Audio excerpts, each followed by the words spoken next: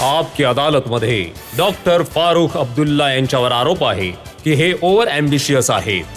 Doctor साहेब, नेहमीच तुम्हाला काही ना काही करायचं होतं. खूपच अँबिशन्स तुमचे राहिले आहेत. पण आता हे म्हटलं जातंय की इतक्या मोठ्या माणसाला एक छोटीशी मिनिस्ट्री दिली. हीच तर अडचण आहे की भारतवासियांना हे कधी असं सांगितलं नाही गेलं की ही मिनिस्ट्री आहे काय. उलट ही मिनिस्ट्री सगळ्यात जास्त महत्वाची आहे. कारण एक वेळ अशी येणार आहे की जेव्हा आपल्याजवळ त्या एनर्जी आजकाल आहे ती संपणार आहे. ती पेट्रोलियम असो तो कोल असो, आपल्याला त्या एनर्जीच्या बाजूने गेलं पाहिजे ज्या संपणार नाहीत. त्यामुळे जगामध्ये सगळ्यात जास्त डेव्हलप देशांमध्ये देखील आणि चीनमध्ये देखील सगळ्यात जास्त महत्त्व जे आहे ते या एनर्जीकडे दिले जात आहे. कारण हाच एक बचाव आहे उद्याच्या जगासाठी. बजेट जर पाहिलं मिनिस्ट्रीजचं, ए राजा आहे कम्युनिकेशन मिनिस्टर, त्यांच्या मिनिस्ट्रीज बजेटमध्ये 65,000 करोड रुपये. गुलाब नबी आझाद हेल्थ मिनिस्टर 18,500 करोड रुपये त्यांच्या मिनिस्ट्रीजचं बजेट आहे. जी के वासन शिपिंग 24,000 करोड रुपये बजेट आहे. प्रफुल्ल पटेल सिव्हिल एव्हिएशन 10,000 करोड रुपयांचं बजेट आहे. पण तुमच्या मिनिस्ट्रीचं बजेट आहे 1,267 करोड रुपये. कारण ते देखील खर्च नाही केले गेले. जर माणूस खर्च करण्यासाठी तयार असेल आणि काम करण्यासाठी तयार असेल तर याचं बजेट देखील वाढू शकतं. अशी काही गोष्ट नाही की बजेट थांबू शकतं. काम करायला पाहिजे. पण डॉक्टर साहेब, जेवढी एनर्जी तुमच्यामध्ये आहे ते बघून असं नाही वाटत की तुम्हाला एक असं डिपार्टमेंट मिळायला हवं होतं ज्यामध्ये एनर्जी लागली असती, फॉरेन मिनिस्ट्री असती, कॉमर्स मिनिस्ट्री असती, तर तुम्ही जास्त परफॉर्म करू शकला असता. नाही रजत, ही मिनिस्ट्री लोकांना समजलीच नाहीये. मला यामध्ये परफॉर्म करू द्या. पुढे आणखी काही मिनिस्ट्री येतील जेव्हा मी परफॉर्म करेन. काळजी काय करता? अरे कुठलीच गोष्ट थांबत नसते.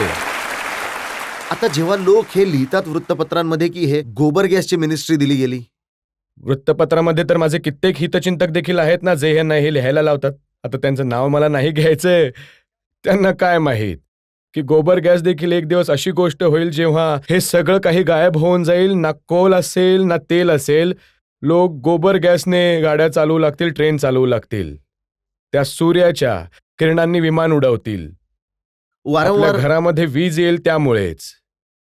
वारंवार हे म्हणतात की साहेब डॉक्टर फारुख अब्दुल्लांना इम्पॉर्टन्स नाही दिला गेला. त्यांचा जो स्ट्रेचर होता त्याच्या बरोबरीची मिनिस्ट्री नाही दिली गेली. साहेब, मी आभार मानतो की मला ही मिनिस्ट्री मिळाली. कारण ही घ्यायला कोणी तयार होत नाही माझ्या मते. मी एक चॅलेंज घेतलं आहे. एकतर मी परफॉर्म करेन नाहीतर निघून जाईन. मी तो नाहीये जो खुर्चीला असा पकडून बसेल आणि म्हणेन की मला काढा. मी इथूनच नमस्कार करून जाईन आणि मी निघून जाईन. तुमची इच्छा काय होती? याच मिनिस्ट्रीची इच्छा होती की आणखी वेगळी काही इच्छा होती? माझी इच्छा आहे की मला या देशाची सेवा करता यावी आणि माझी आणखी काही इच्छा नाही. मी कुठल्या तरी वृत्तपत्रामध्ये वाचलं की तुम्ही इंटरव्ह्यूमध्ये म्हणालात की तुम्हाला राष्ट्रपती बनायचं आहे, प्रेसिडेंट ऑफ इंडिया बनायचं आहे. इन्शाल्लाह जर मी या मिनिस्ट्रीमध्ये क्षमता दाखवली तर अल्लाची इच्छा असेल मी त्या पदावर देखील पोहोचेन.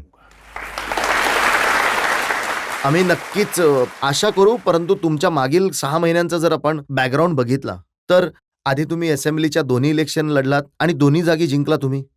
त्यानंतर तुम्ही राज्यसभेचे इलेक्शन लढलात, ती देखील जिंकलात. आता तिथेही तुमचं मन लागलं नाही. आता तुम्ही लोकसभेचे इलेक्शन लढलात, तर तुम्हाला टिकायचे कुठे?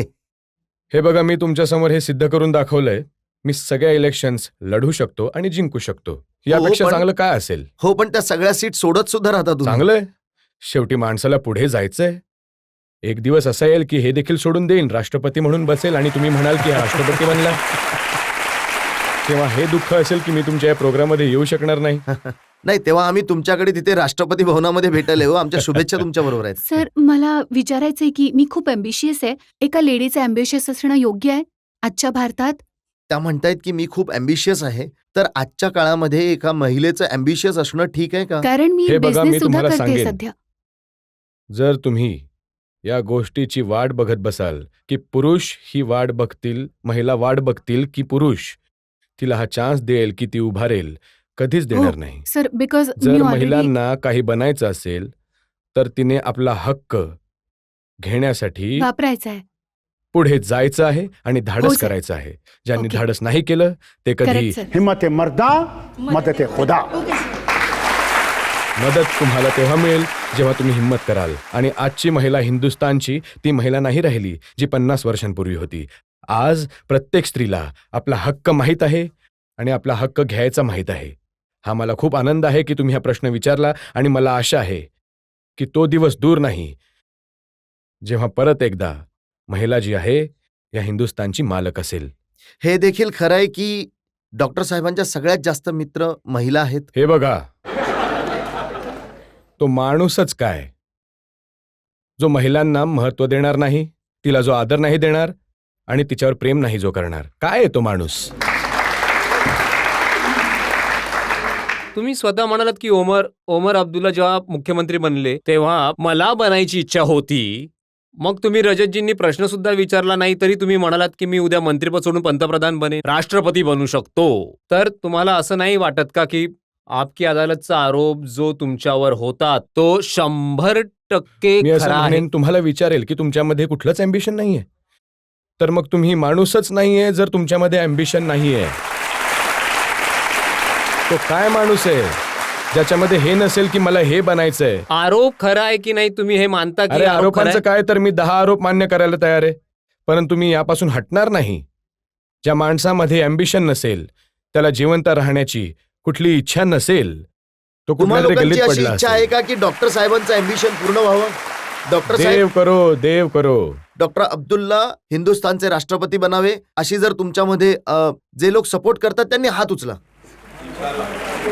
डॉक्टर साहेब, इथे तर सगळे लोक तुमच्या बरोबर आहेत. आमच्या शुभेच्छा तुमच्या बरोबर आहेत डॉक्टर साहेब.